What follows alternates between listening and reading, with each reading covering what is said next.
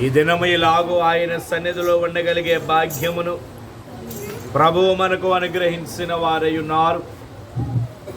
ఆయనకే నిండు మహిమ ఘనత ప్రభావములు యుగ యుగములు ఆయనకే కలుగును గాక. ఆమేన్.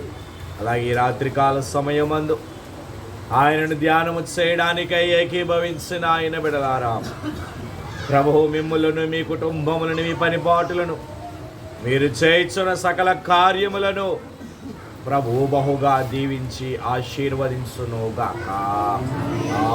ఆమేన్. 10 నిమిషాలు పరిశుద్ధ గ్రంథములో నుండి దేవుని యొక్క వాక్యమును ధ్యానము చేద్దామండి. మత్తయి సువార్త ప్రియులారా 26వ అధ్యాయం అండి, 6వ వచనము నుండి చదువుకుందాం. యేసు బేతనియలో కుష్ఠరోగి అయిన సీమోను ఇంట ఉన్నప్పుడు ఒక స్త్రీ మిక్కిలి విలువగల అత్తరు బుడ్డి తీసుకుని ఆయన యొద్దకు వచ్చి ఆయన భోజనమునకు కూర్చుండగా దానిని ఆయన తల మీద పోసెను. చాలండి. ప్రభు తన పరిశుద్ధమైన లేఖన భాగమును ఆయన మహిమార్థమై మన హృదయములలో ఫలింపచేయునుగాక. ఆమేన్. ప్రభువునందు ప్రియమైన దేవుని విశ్వాసులారా, యేసుక్రీస్తు ప్రభువుల వారు ఆయన సేవ ప్రారంభించినటువంటి దినములలో చివరి 3.5 సంవత్సరములు ఆయన ఎంతో విరామము లేనటువంటి సేవా పరిచర్యను ఆయన ఈ భూలోకములో ఆయన చేసిన వారుగా ఉన్నారు. అనేకమైనటువంటి ప్రాంతములకు ఆయన వెళ్ళి అనేకమైనటువంటి పట్టణములకు ఆయన వెళ్ళి దేవుని యొక్క సువార్త పరిచర్యను ఆయన కొనసాగించినటువంటి వారుగా ఆయన ఉన్నారు. ఆనాటి కాలములో ఆయన ఎక్కడికి ప్రయాణము చేయాలన్నా కాలినడకనే వారి యొక్క ప్రయాణము ఉండేది. ఇప్పుడంటే అనేకమైనటువంటి వాహన సదుపాయములు ఉన్నవి, కానీ అప్పటిలో వారి యొక్క ప్రయాణము ఎంత దూరము వారు వెళ్ళినా కాలినడకనే వారి యొక్క ప్రయాణము కొనసాగించండి వారు. అలాగున యేసు ప్రభువుల వారు తరచుగా ఆయన యెరూషలేమునకు తూర్పు తట్టున ఇంచుమించు 2 కిలోమీటర్ల దూరములో 2 పల్లెలు పట్టణము ఉండేది. అవే బేతనియ, బేత్పగే అనబడే పట్టణములు అక్కడ ఉండేవి. ఎన్నో పర్యాయములు ఆయన బేతనియ అనబడే గ్రామములో ఆయన బస చేసిన వారుగా ఉన్నారు. బేతనియ అనబడే గ్రామములో మరియ మార్తల కుటుంబము కూడా అదే గ్రామములో ఉన్నటువంటిదై ఉన్నది. ఎన్నో పర్యాయములు ఆయన ఆ బేతనియ గ్రామమునకు వెళ్ళి ఆ గ్రామములో ఆయన బస చేస్తారు. మరియ మార్తల గృహములో ఎన్నో పర్యాయములు ఆయన భోజనమును చేసిన వారుగా ఉన్నారు. చదువుబడిన లేఖన భాగములో మనము చూసినట్లయితే అనేకమైన విషయములు ఆయన శిష్యులకు బోధించిన తరువాత నిన్నటి దినమందు మనము ధ్యానం చేస్తాము. తన శిష్యులతో అన్నారు, మరి 2 దినాలలో పస్కా పండుగ రాబోతూ ఉన్నది, మనుష్య కుమారుడు అప్పగించబడతాడు అని శిష్యులకు ఆయన బోధించి బేతనియ పట్టణమునకు మరలా ఆయన వెళ్ళిన వారుగా ఉన్నారు. ఆ బేతనియ అనబడే గ్రామమునకు వెళ్ళినప్పుడు కుష్ఠరోగి అయిన సీమోను గృహములో ఆయన భోజనమునకు ఆయన కూర్చున్నటువంటి వారై ఉన్నారు. ఆయన భోజనమునకు కూర్చుని ఉండగా మరియ అనబడే ఒక స్త్రీ మిక్కిలి విలువైనటువంటి ఒక అత్తరు బుడ్డి, బహుశా ఎంతకాలము నుండి ఆమె అత్తరు బుడ్డిని దాచుకుని ఉన్నదో, యేసు ప్రభువుల వారి కోసమే ఆమె ఎదురు చూసినదేమో. యేసు ప్రభువు సీమోని అంట భోజనమునకు కూర్చున్నప్పుడు, ఇప్పటికి వెళ్ళే భోజనమునకు కూర్చున్నట అంటే టేబుల్ల మీద వారు కూర్చునేవారు కాదండి. యూదుల యొక్క ఆచారము, వారు కాళ్ళు వెనుకకు మడత పెట్టి వారు కూర్చుని వారు భోజనమును వారు చేసేది వారు. అలాగున వారు భోజనము చేస్తూ ఉండగా మరియ అనబడే ఒక స్త్రీ మిక్కిలి విలువైనటువంటి అత్తరు బుడ్డిని తీసుకుని వచ్చి ఆమె శిరస్సు మీద ఆ అత్తరు పూసినది. అక్కడ ఉన్నవారందరూ ఆమెను చూసి, ఈమె ఎందుకు ఈ అత్తరు ఇలాగ వృధా చేయుచున్నది, దానిని కొంత వెలకు అమ్మి పేదలకు ఇవ్వవచ్చును కదా, ఆ సొమ్ముతో పేదల యొక్క ఆకలి తీర్చవచ్చును కదా, పేదలకు కావలసినవి ఆ వెలతో ఆమె తీర్చవచ్చును కదా అని అందరూ ఆమె మీద సనుగుకుంటూ ఉంటే ప్రభు అన్నారు వారిని చూచి, మీరు ఎందుకు ఈమెను తొందర పెట్టుచున్నారు? ఈమె నా విషయమై ఒక మంచి కార్యము చేసినది, నా భూస్థాపన నిమిత్తమై ఈమె ఇప్పుడే ఈ కార్యము చేస్తున్నది కనుక మీరు ఆమెను తొందర పెట్టవద్దు, ఆమెను ఏమీ అనవద్దు అని ప్రభు అన్నటువంటి వారై ఉన్నారు.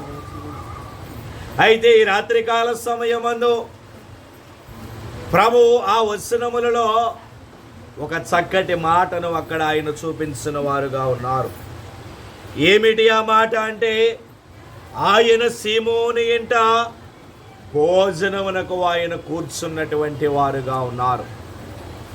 సర్వోన్నతుడు ఆయన, సర్వాధికారి అయినటువంటి దేవుడు, ఆకాశము ఆయన సింహాసనము, భూమి ఆయన పాదపీఠముగా చేసుకుని ఏలుచున్నటువంటి ఆయన మన కోసము ఆయన ఈ లోకమునకు వచ్చి తన్ను తాను ఆయన రిక్తునిగా చేసుకుని అటువంటి ఆయన వారి ఇంట భోజనమునకు ఆయన కూర్చున్నారు అంటే అది ఎంత గొప్ప విషయము ప్రియమైనటువంటి వారలారా. ఈనాడు ఒక అధికారి మన ఇంటికి వచ్చి కొంతసేపు ఉండి వెళితేనే మన ఇరుగు పొరుగు వారితో మనము, అదిగో అధికారి నా ఇంట అంతసేపు కూర్చున్నారు, ఆ దైవజనుడు నా ఇంట్లో అంతసేపు కూర్చున్నారు, ఆ సేవకుడు నా ఇంట్లో అంతసేపు కూర్చుని ప్రార్థన చేస్తారు అని మనము ఇతరులకు మనము చెప్పుకుంటామే. అలాగే యేసు ప్రభువులు వారు కూడా బేతనియలో ఉన్న సీమోను ఇంట ఆయన భోజనమునకు ఆయన కూర్చున్నారు. అంత మాత్రమే కాదు కానీ పరిశుద్ధ గ్రంథములో కొన్ని ప్రదేశములలో దేవుడు కూర్చున్నటువంటి వారుగా ఉన్నారు. ఆ ప్రదేశములలో ఆయన కూర్చుండటం ద్వారా మనకు కొన్ని ఆశీర్వాదములు ఆయన మనకు అనుగ్రహించబోతూ ఉన్నారు. అయితే యేసు ప్రభువుల వారు ఆయన ఎక్కడ కూర్చున్నారు, ఆయన అక్కడ కూర్చుండటం ద్వారా మనకు కలిగిన ఆశీర్వాదములు ఏమిటి? ఈ రాత్రికాల సమయమందు పరిశుద్ధ గ్రంథములో నుండి మనము ధ్యానము చేసి వర్తమానమును ముగింపులోనికి తీసుకుని వద్దాము ప్రియులారా. మత్తయి సువార్త అండి 13వ అధ్యాయము ప్రియులారా. మత్తయి సువార్త 13వ అధ్యాయము 2వ వచనాన్ని చదువుకుందాము. బహుజన సమూహములు తన యొద్దకు కూడి వచ్చినందున ఆయన దోణి ఎక్కి కూర్చుండెను. చాలండి. మొదటిగా యేసుక్రీస్తు ప్రభువుల వారు ఎక్కడ ఆయన కూర్చున్నారు అంటే దోణి ఎక్కి ఆయన కూర్చున్నటువంటి వారుగా ఉన్నారు. యేసు ప్రభువుల వారు ఆయన సేవ ప్రారంభించినటువంటి దినములలో ఆయన గెన్నెసెరతు అనబడే సరస్సు తీరమున ఆయన సంచారము చేయించుండగా సీమోను పేతురు యొక్క దోణిని ఆయన చూచారు. ఆయన ఆ దోణిని చూచి ఆ దోణి ఎక్కి ఆ దోణిలో కూర్చుని ఆయన ప్రజలకు బోధ చేసిన వారుగా ఉన్నారు. ప్రజలకు ఆయన విపులముగా ఆయన వాక్యమును బోధించారు. వచ్చిన ప్రజలందరూ కూడా ఆయన యొక్క వాక్యమును వారు విన్నారు.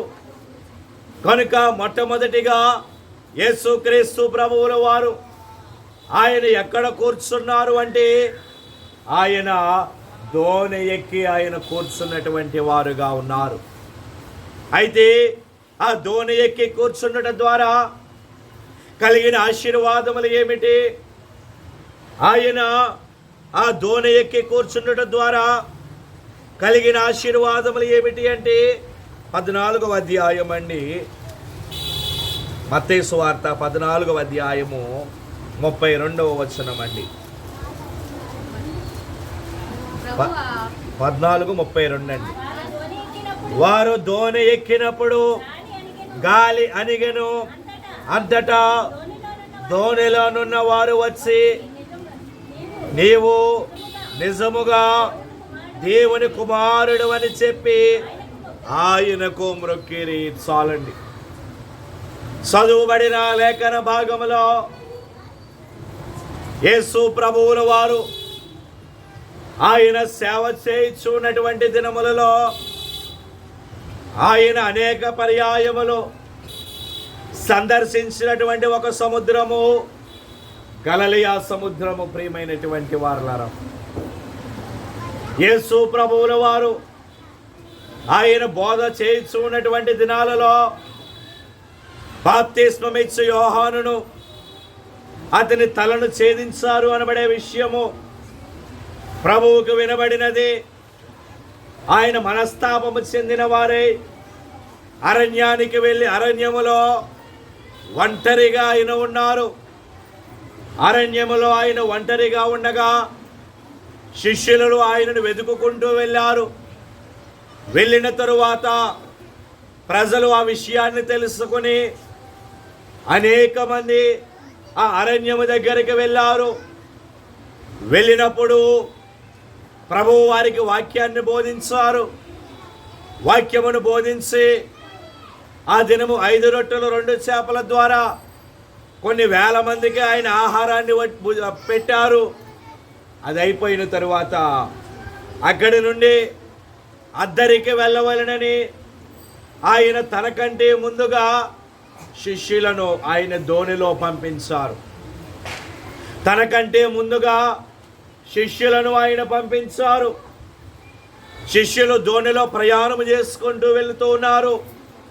సముద్రం మధ్యలోకి వెళ్ళేసరికి తుఫాను రేగినది. ప్రియులారా, తుఫాను రేగుట ద్వారా మరణ భయముతో ప్రాణ భయముతో శిష్యులు కేకలు వేస్తూ ఉన్నారు, భయపడుతూ ఉన్నారు. ఎవరైనా వచ్చి మమ్మల్ని రక్షించండి అని వారు కేకలు వేస్తూ ఉన్నారు. ఆ సమయంలో యేసు ప్రభువుల వారు సముద్రం మీద నడుచుకుంటూ వారి దగ్గరికి ఆయన వచ్చారు. సముద్రం మీద నడుచుకుంటూ ఆయన దగ్గరకు వారి దగ్గరికి ఆయన వచ్చారండి. వచ్చినప్పుడు శిష్యులకు ఒక ప్రక్క తుఫాను భయముతో ఉంటే మరొక ప్రక్క ప్రభువుని దూరం నుంచి చూసేవారు భూతం అనుకునే వారు మరి అధికముగా వారు భయపడ్డారు. అయితే ప్రభువు దగ్గరకు వచ్చి, భయపడవద్దు, నేనే ఆయనను అన్నారు. ఇప్పుడు పేతురు అంటాడు ప్రభువుని చూసి, బోధకుడా, అది నువ్వే అయితే నేను కూడా నీలాగా నీటిలో నడిచే శక్తిని నాకు ఇవ్వమయ్యా అన్నారు.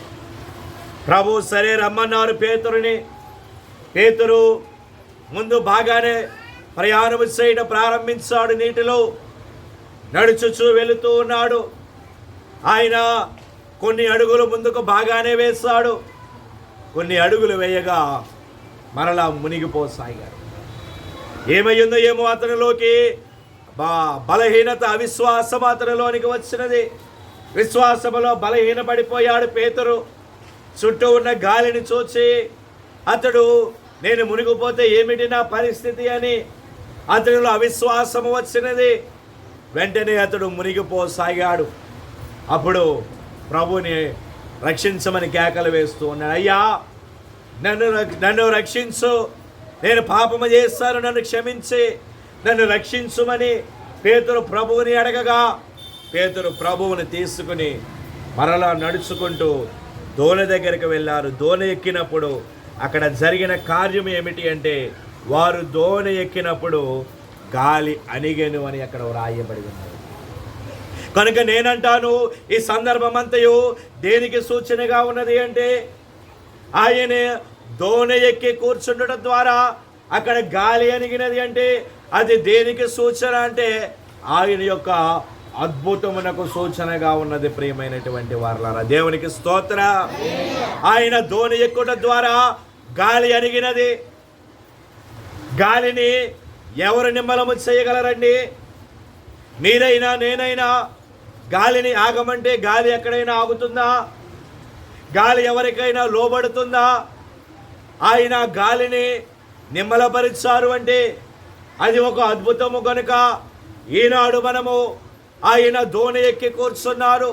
ఈనాడు మనము దేవుని సన్నిధి అనబడే దోణిని మనము ఎక్కినప్పుడు, ఈ సిలువ ధ్యానములు అనబడే దోణిని మనము ఎక్కాము కనుక దేవుడు ఆనాడు ఎట్టి రీతిగా ఆయన అద్భుతాన్ని చేశారు, ఈనాడు మన జీవితంలో కూడా అలాగూ అద్భుతములు ఆయన చేయబోతూ ఉన్నటువంటి వారై ఉన్నారు. దేవునికి స్తోత్ర. కనుక ఆయన దోణి ఎక్కి కూర్చుండటం ద్వారా మనకు కలిగిన మొదటి ఆశీర్వాదం ఏమిటి అంటే, అద్భుతములు ఆయన మన పక్షముగా ఆయన చేయబోతూ ఉన్నారు. రెండవదిగా చూసినట్లయితే, రెండవ ఆశీర్వాదము దోణి ఎక్కి కూర్చుండటం ద్వారా రెండవ ఆశీర్వాదము లూకాసు వార్త అండి 5వ అధ్యాయము 4వ వచనం అండి. ఆయన బోధించుట చాలించిన తరువాత నీ దోణిను లోతునకు నడిపించి చేపలు పట్టుటకు మీ వలలు వేయుడని సీమోనుతో చెప్పాను. చాలండి. చదువుబడిన లేఖన భాగంలో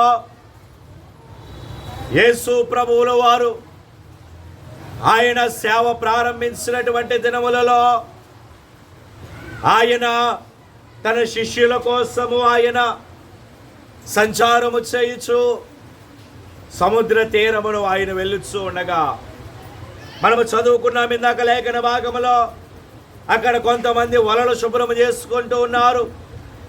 ప్రభు సీమోను పేతురు దగ్గరికి వెళ్ళి, పేతురు, నాకు నీ దోణి కావాలన్నారు. వాక్యాన్ని బోధించారు. ప్రభు దోణిని ఎక్కి ప్రజలందరూ సంతోషముగా ఉన్నారు.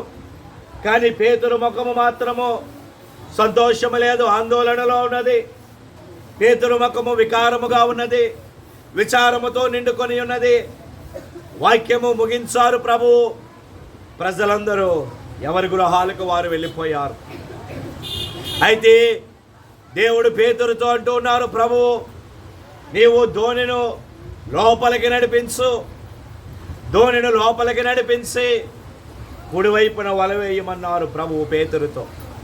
పేతురు అంటాడు, ఏలినవాడా, రాత్రంతా ఎంతో ప్రయాసపడ్డానయ్యా, రాత్రంతా ఎంతో కష్టపడ్డాను, కానీ ఒక్క చేప కూడా నాకు దొరకలేదు.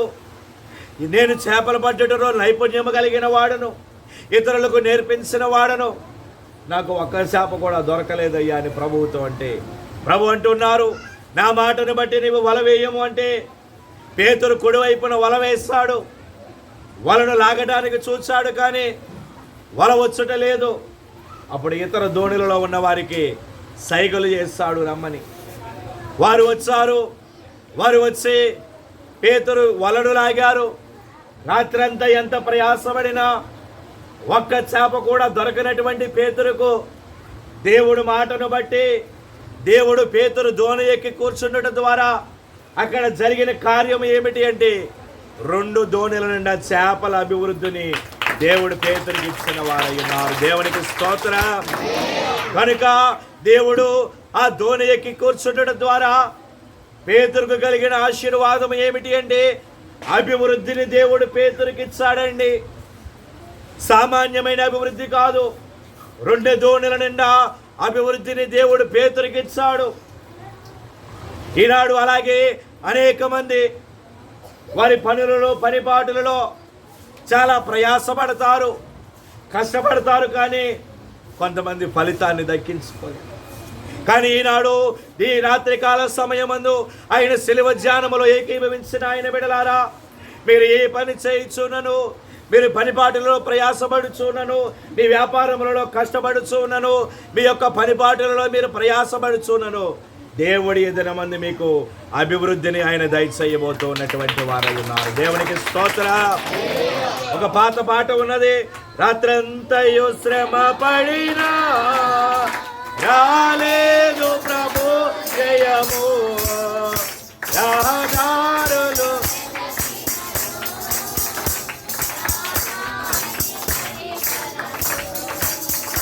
రాత్రంతయు శ్రమ రాలేదు ప్రభు జయము, రహదారులు రాదాయను ప్రతిఫలము, సాక్షించుని శిలువా రమణీయలో తొలలో రతనాలను రాజేల్లోన పడవా, రతనాలను వెదకుటలో రాజేల్లోన పడవా,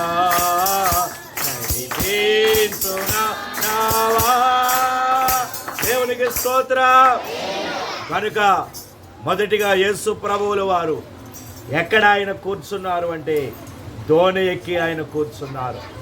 దోణి ఎక్కి ఆయన కూర్చుండడం ద్వారా కలిగిన ఆశీర్వాదములు మొదటిగా అది అద్భుతమునకు సూచనగా ఉన్నది. రెండవదిగా అది అభివృద్ధికి సూచనగా ఉన్నది.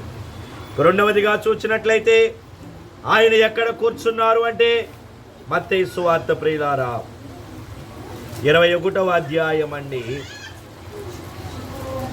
7వ వచనమును చదువుకుందాము. ఆ గాడిదను దాని పిల్లను తోలుకొని వచ్చి వాటి మీద తమ బట్టలు వేయగా ఆయన బట్టల మీద కూర్చుండెను. చాలండి. ఇక రెండవదిగా యేసుక్రీస్తు ప్రభువుల వారు ఎక్కడ ఆయన కూర్చున్నారు అంటే ఆయన కడసారిగా యెరూషలేములో ఉన్న దేవాలయమునకు ఆయన వెలుచూ ఉన్నటువంటి వారై ఉన్నారు. ఆయన దేవాలయమునకు వెళ్ళడానికి ఒక గాడిద పిల్లను ఆయన కోరుకున్నారు. తన శిష్యులతో ఆయన అన్నారు, మీరు ఫలాని గ్రామమునకు వెళ్ళుడి, అక్కడ ఒక గాడిద పిల్ల కట్టబడి ఉంటుంది. ఇప్పటి వరకు ఏ మనుష్యుడును ఆ గాడిద పిల్ల మీద కూర్చొనలేదు. మీరు వెళ్ళి దానిని విప్పి నా దగ్గరికి తోలుకుని రండి అన్నారు. ఒకవేళ ఎవడైనా మిమ్మల్ని ఏదైనా అడిగిన ఎడలా ఇది ప్రభువునకు కావలసి ఉన్నదని వారికి చెప్పండి, వాడు మిమ్మల్ని పోనిచ్చును అన్నారు.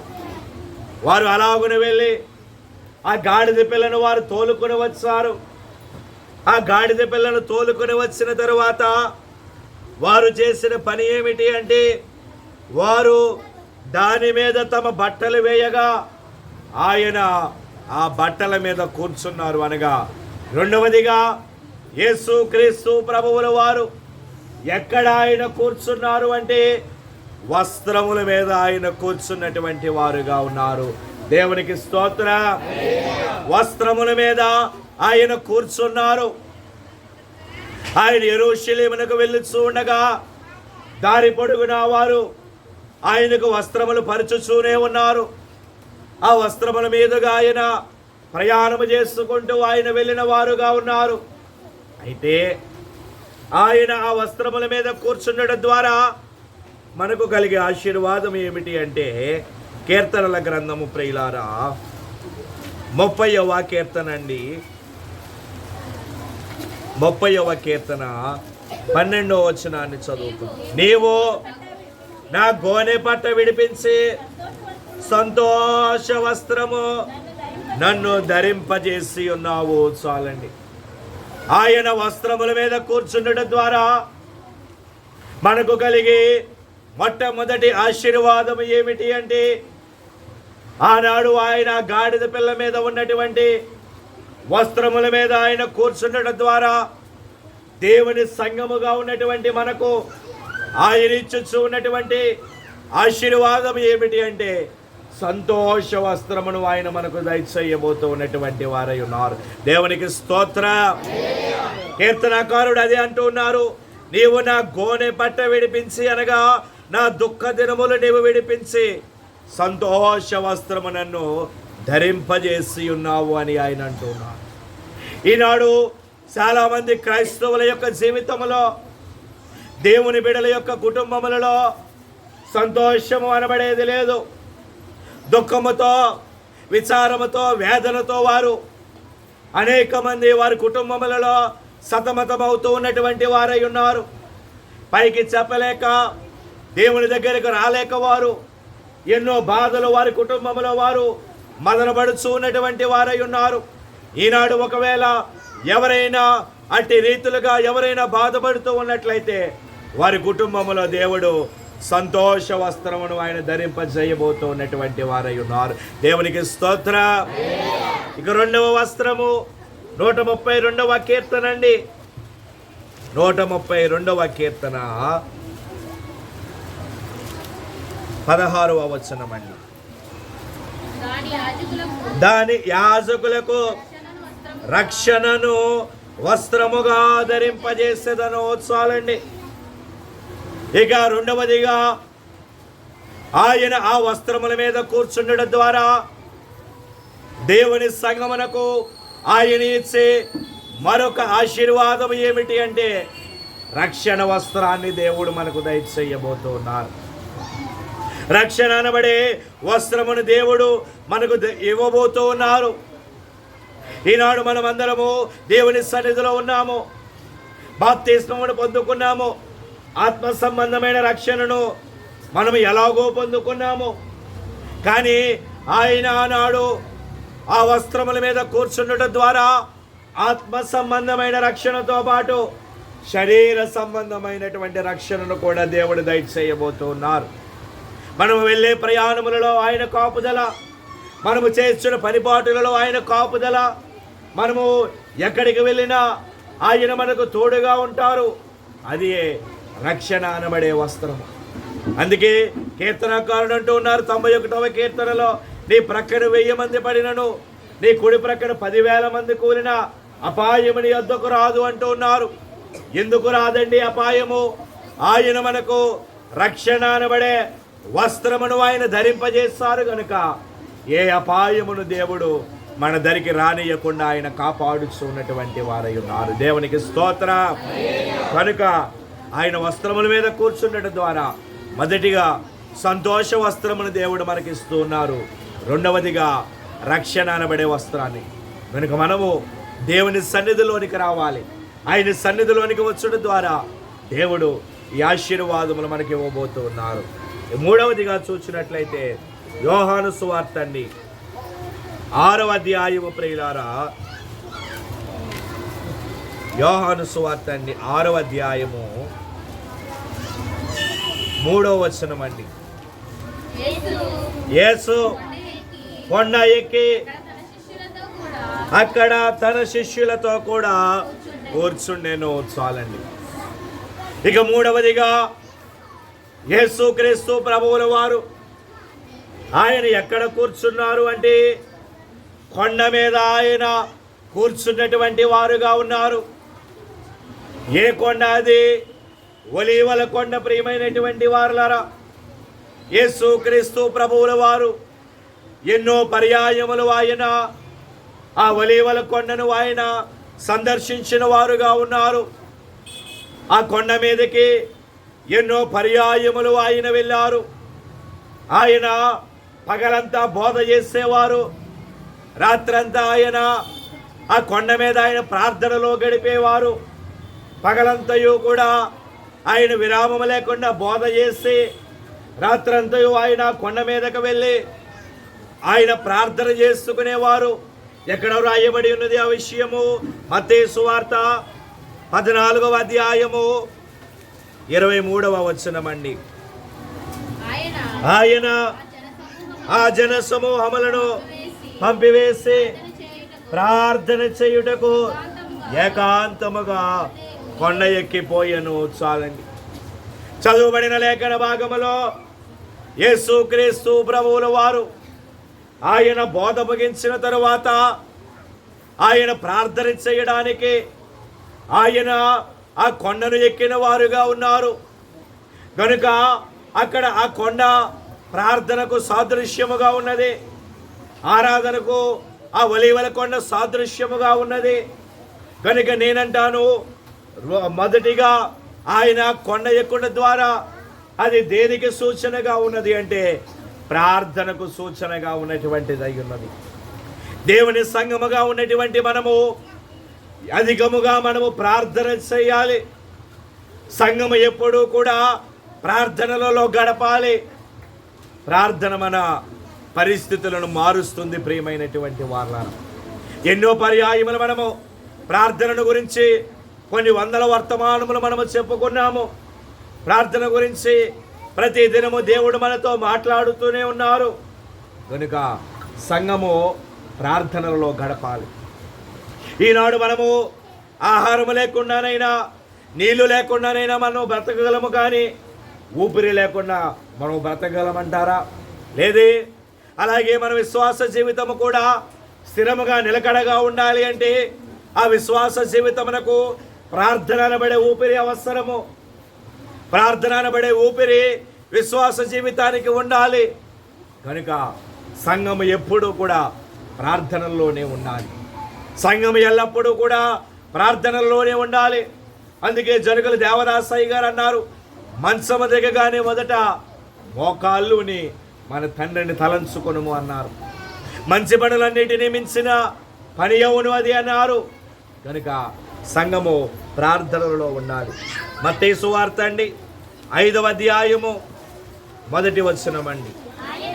ఆయన ఆ జన సమూహములను చూసి కొండ ఎక్కి కూర్చుండగా ఆయన శిష్యులు ఆయన యొద్దకు వచ్చిరి. అప్పుడు ఆయన నోరు తెరచి ఇలాగో బోధింపసాగాను. చాలండి. ఇక రెండవదిగా కొండ ఎక్కినటువంటి ఆయన అక్కడ ఆయన ఏం చేస్తూ ఉన్నారు అంటే బోధ చేస్తూ ఉన్నారు. ప్రజలకు ఆయన వాక్యమును బోధించుతూ ఉన్నారు. కనుక ఈనాడు దేవుని సంఘములో ఉన్నటువంటి మనకు మనమే బోధించుకోవాలి. మన యొక్క మనస్సాక్షిని మనమే సరిదిద్దుకోవాలి. మన యొక్క మనస్సాక్షికి మనకు మనమే బోధ చేసుకోవాలి.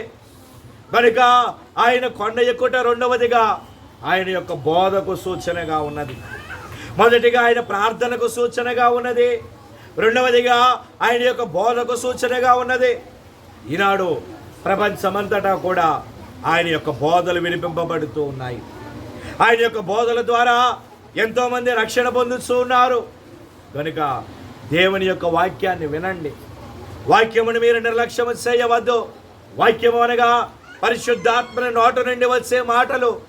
కనుక మీరు దేవుని యొక్క వాక్యమును వినండి. కనుక యేసు ప్రభువుల వారు సీమోని ఇంట భోజనమునకు ఆయన కూర్చున్నారు అని మనము ధ్యాన వాక్యముగా మనము చదువుకున్నాము. పరిశుద్ధ గ్రంథములో ఎక్కడెక్కడ ఆయన కూర్చున్నారు అంటే మొదటిగా ఆయన దోణి ఎక్కి ఆయన కూర్చున్నారు. రెండవదిగా వస్త్రముల మీద ఆయన కూర్చున్నారు. మూడవదిగా కొండ మీద ఆయన కూర్చున్నారండి. నాలుగవదిగా చూసినట్లయితే దేవుని యొక్క వాక్యాన్ని చదువుకుందాం. యోహాను సువార్త అండి 4వ అధ్యాయము. ప్రియులారా,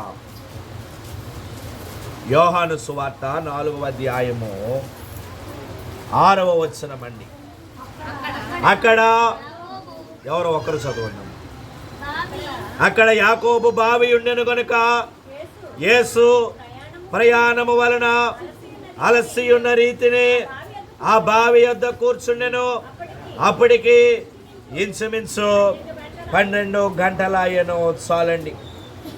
చదువుబడిన లేఖన భాగములో యేసు ప్రభువుల వారు గలిలయ దేశమునకు ఆయన వెళ్ళారు.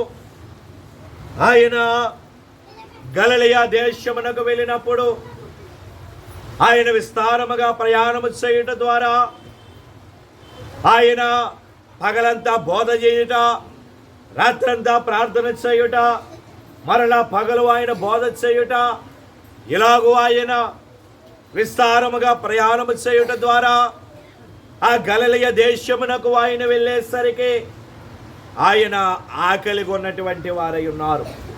అలసట, ఆకలి రెండు ఒకేసారి ఆయనను బాధించాయి. శిష్యులు ఆయన యొక్క ఆకలిని ఎరిగి వారు ఆహారము తీసుకుని రావడానికి ఊరిలోనికి వారు వెళ్ళారు. అయితే ఈలోగా ఆయన ఎక్కడ కూర్చున్నారు అంటే ఒక బావి దగ్గర ఆయన కూర్చున్నటువంటి వారై ఉన్నారు. కనుక 4వదిగా యేసు క్రీస్తు ప్రభువుల వారు ఆయన ఎక్కడ కూర్చున్నారు అంటే బావి యొద్ద ఆయన కూర్చున్నటువంటి వారుగా ఉన్నారు. ఆ బావి యొద్దనే ఆయన ఒక స్త్రీతో మాట్లాడారు.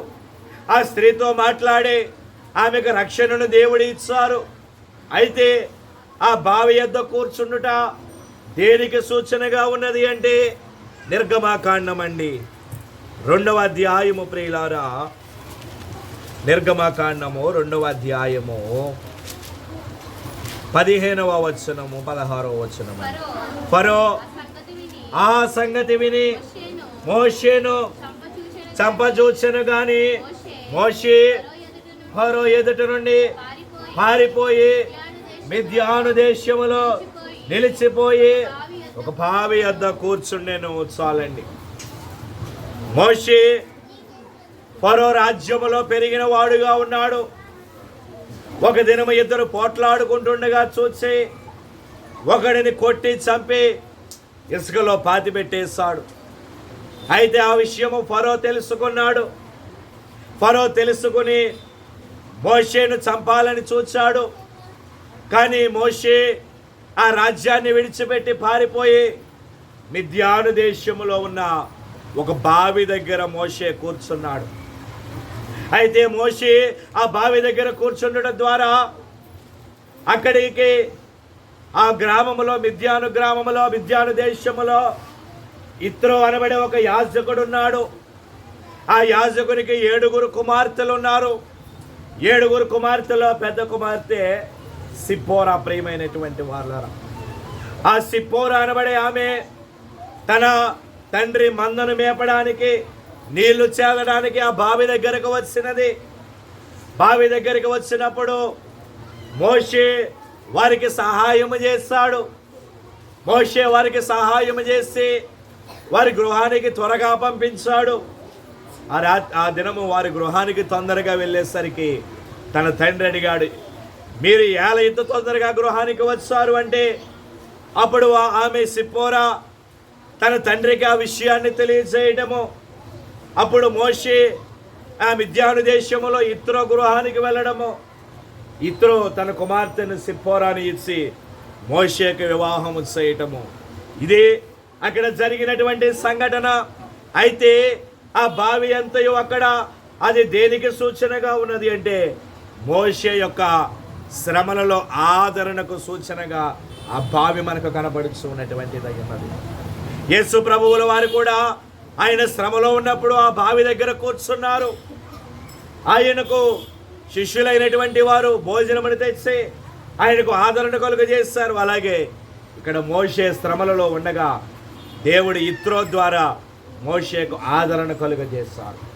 తర్వాత మోషే ఐగుప్తు దేశానికి వెళ్ళడము, ఫరో రాజ్యములో ఉన్నటువంటి ఇశ్రాయేలు నాయకుడిగా ఉండి వారిని వెలుపలకు తీసుకుని రావటము, ఇవన్నీ తర్వాత జరిగిన అతను ఆదరింపబడిన తరువాత జరిగిన సంఘటనలు ప్రియమైనటువంటి వారు. కనుక 4వదిగా యేసు ప్రభు ఎక్కడ కూర్చున్నారు అంటే బావి యొద్ద ఆయన కూర్చున్నారు.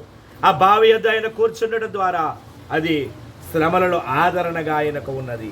ఇక 5వదిగా చూసినట్లయితే మత్తయి సువార్త 26వ అధ్యాయం అండి.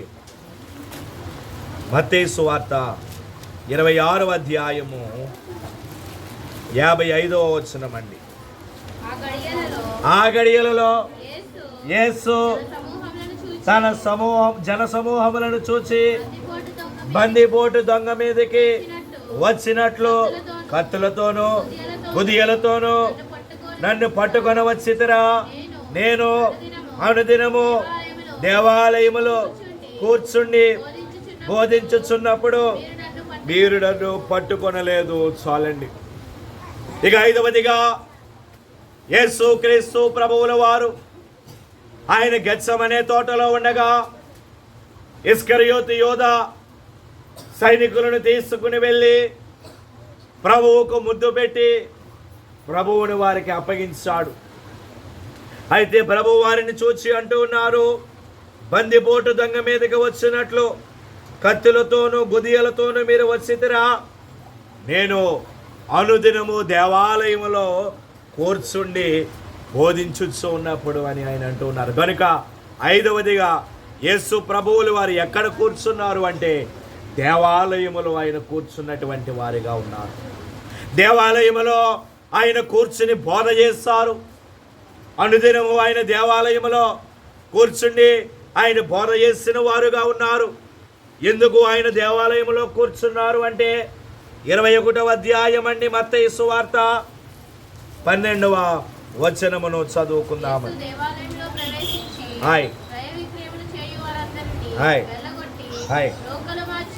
రోకలు మార్చు వారి బల్లలను గొవ్వలము వారి పీఠములను పడద్రోసి నా మందిరము ప్రార్థనా మందిరం అనబడును అని వ్రాయబడి ఉన్నది. చాలండి. యేసు ప్రభు కడసారిగా ఆయన దేవాలయమునకు వెళ్ళినప్పుడు ఆయన ఏం చేస్తారు? అక్కడ క్రయ విక్రయాలు చేయవారనందరినీ ఆయన వెళ్ళగొట్టేస్తారు. ఎందుకు అంటే ఆయన దేవాలయములు ఎందుకు కూర్చున్నారు అంటే మొదటిగా ఆయన దేవాలయములో శుద్ధి చేస్తారు కనుక ఆయన దేవాలయములో కూర్చున్నటువంటి వారై ఉన్నారు. ఇక 2వదిగా ఎందుకు ఆయన కూర్చున్నారు అంటే అదే 21వ అధ్యాయము 14వ వచనం అండి. గుడ్డివారును కుంటివారును దేవాలయములో ఆయన యొద్దకు రాగా ఆయన వారిని స్వస్థపరిచెను. చాలండి. ఇక ఎందుకు ఆయన దేవాలయములో కూర్చున్నారు అంటే దేవాలయములో స్వస్థత ఉన్నది కనుక ఆయన దేవాలయములో కూర్చున్నటువంటి వారై ఉన్నారు. కనుక యేసుక్రీస్తు ప్రభువుల వారు సీమోని అంట ఆయన భోజనమునకు ఆయన కూర్చున్నారు. అంత గొప్ప దేవుడు, గనుడైన దేవుడు, అనుదినము ఆయన విరామము లేకుండా తిరుగుచు సేవ చేయుచున్నటువంటి ఆయన సీమోని అంటే ఆయన కూర్చున్నారు. అయితే ఇంకా పరిశుద్ధ గ్రంథములో ఆయన ఎక్కడ కూర్చున్నారో మనము చూచాము. మొదటిగా ఆయన దోణి ఎక్కి కూర్చున్నారు. ఆ కూర్చుండడం ద్వారా అది అద్భుతములకు సూచనగా ఉన్నది, అలాగే అభివృద్ధికి సూచనగా ఉన్నది. 2వదిగా ఆయన గాడిద పిల్ల మీద వేసినటువంటి వస్త్రముల మీద ఆయన కూర్చున్నారు. అలాగూ ఆయన కూర్చున్నట్టు ద్వారా మనకు సంతోష వస్త్రమును, రక్షణ వస్త్రమును ఆయన ఇవ్వబోతూ ఉన్నారు. అలాగే కొండ మీద ఆయన కూర్చున్నారు. అది ప్రార్థనకును దేవుని యొక్క బోధకు సూచనగా ఉన్నది. 4వదిగా బావి దగ్గర ఆయన కూర్చున్నారు. అది ఆ శ్రమలలో ఆదరణకు సూచనగా ఉన్నది. 5వదిగా దేవాలయంలో ఆయన కూర్చున్నారు. ఎందుకంటే దేవాలయమును ఆయన శుద్ధి చేస్తారు. అలాగే దేవాలయంలో స్వస్థత ఉన్నది కనుక ఆయన కూర్చున్నారు. కనుక ఆయన వాక్యమును విన్నటువంటి ఆయన బిడ్డలారా, దేవాలయమునకు రండి, దేవుని దగ్గరకు రండి, దేవుని ద్వారా వచ్చి ఆశీర్వాదములు పొందుకొనండి, దైవ దీవెనలు పొందుకొనండి. ప్రభు కృప సదా మీ ఎల్లరకు తోడయుండును గాక. ఆమేన్. మోకరిందామండి, ఆయన ధ్యానములోనికి వెళదాము ప్రియులారా. అందరము కూడా మోకరిందామండి. ఎందులకో నాపై ప్రేమ అందదయ స్వామి నా